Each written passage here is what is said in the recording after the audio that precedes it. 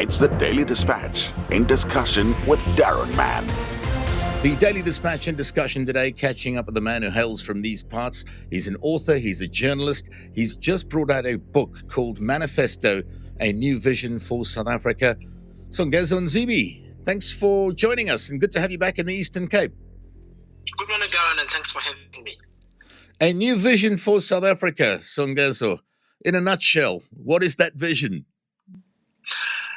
The vision is to change the way we do policy, the way we do politics, and the way we conceive what communities should look like. So I'm essentially proposing an overhaul of aspects of our constitution and how our government works, because we've had 27 years of experience since democracy, and we know what works and what doesn't work. And the book is about the proposals I believe should underpin the work we do, including directly electing representatives, including things we should do with the economy, and also what our social policy should look like. What sort of research was required? Did you meet with various political leaders, or was it with academics? So I've relied on a number of sources. The first is my own experience over the last 24 years that I've been working, having grown up in Mqanduli here in the Eastern Cape, and went all the way to Gqeberha, Port Elizabeth then at NMU. So I'm an alumni of NMU, worked at Volkswagen, seen the developments that occurred with the Volkswagen export contract and how it changed the future and outlook economically of the Youth Naked Dispatch region in the Eastern Cape as a whole into the mining sector, and being part of some major policy developments such as the mining charter, such as energy policy in the late 2000s and after 2010, being a journalist, working in banking and traveling across. So there was that experience and insight. There was quite a lot of research into government policy historically over the years.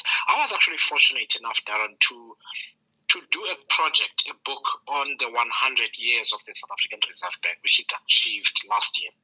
And I had access to enormous government record in that time.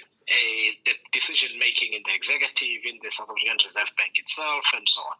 But of course, I've dug a lot into parliamentary record on the political stuff, into party political record and so on. But still try to write the book in a way that each chapter feels like a long feature article rather than an academic output. Right, so we've determined how you researched the book. Who do you ideally see this book targeting? Well, ideally, it is the average voter, in particular the voter who has an education, a matric or post-matric qualification. That's why I've gone for a much easier style of writing. In some instances, a little bit chatty. It feels like we're having a conversation, and that's because I wanted to make it as accessible as possible. So that you can capture a wide range of readers. And my experience from about 8 or 9 book events that I've done is that the audience ranges in age from about 22 to about 75. We've tended to have that wide spread across the different cities and towns we've been to. What is the general message to the average voter or citizen who reads your book? We're 27 years into democracy. Have we lost our way, or are we still doing all right from your point of view? The message is that we've lost our way, but we don't have to despair.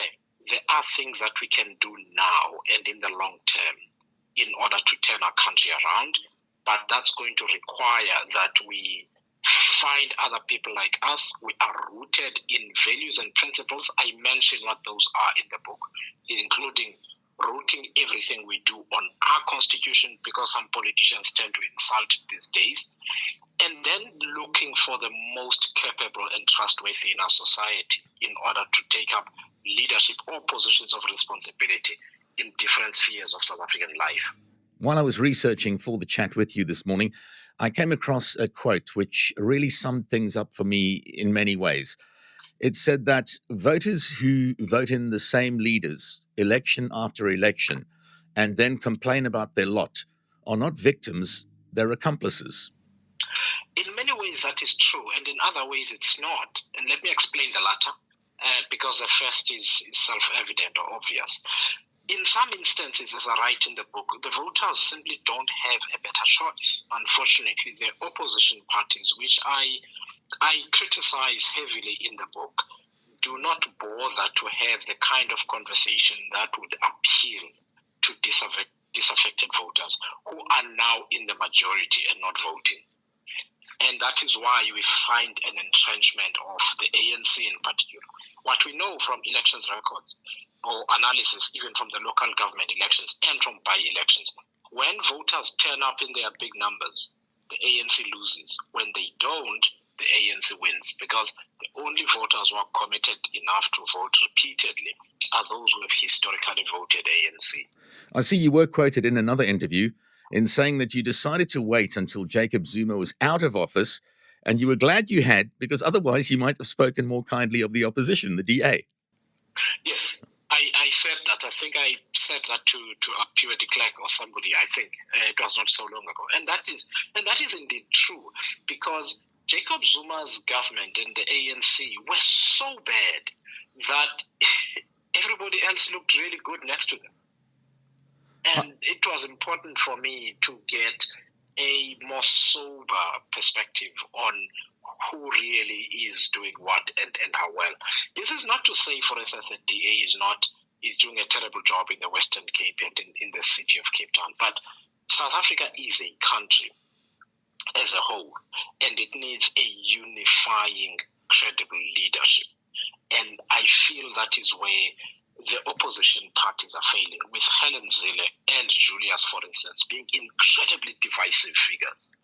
And South Africa needs unity right now, not division. Moving away from the book for a moment, I'm interested, Songezo, to hear that you're the chair of an organization called the Rivonia Circle.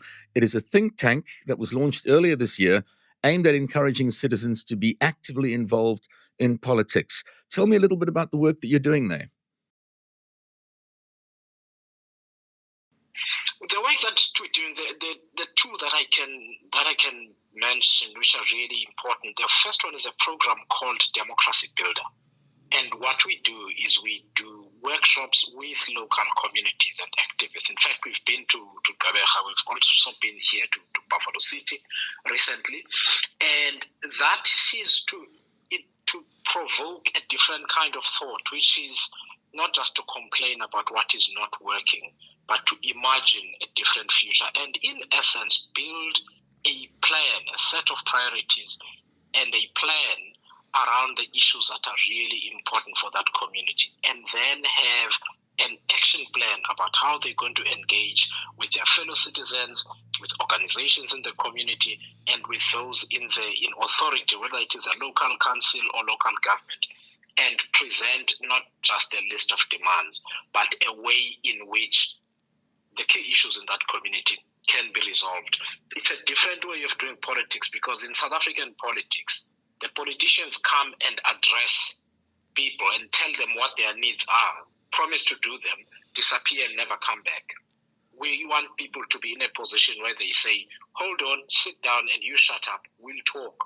This is what we want and this is how we want it to be done, because we've collaborated as organizations with citizens who are experts in this area, and this is their plan. We're willing to engage on this plan, but we're not here to listen to you. That deepens the democracy and the culture of continuous participation without necessarily being a member of a political party. We speak to you today. You're in East London. It's part of a book tour, or the launch of your new book, A Tour of South Africa. Where are you off to next, and where can folk who'd be interested in getting the book get a copy? It's called Manifesto, A New Vision for South Africa.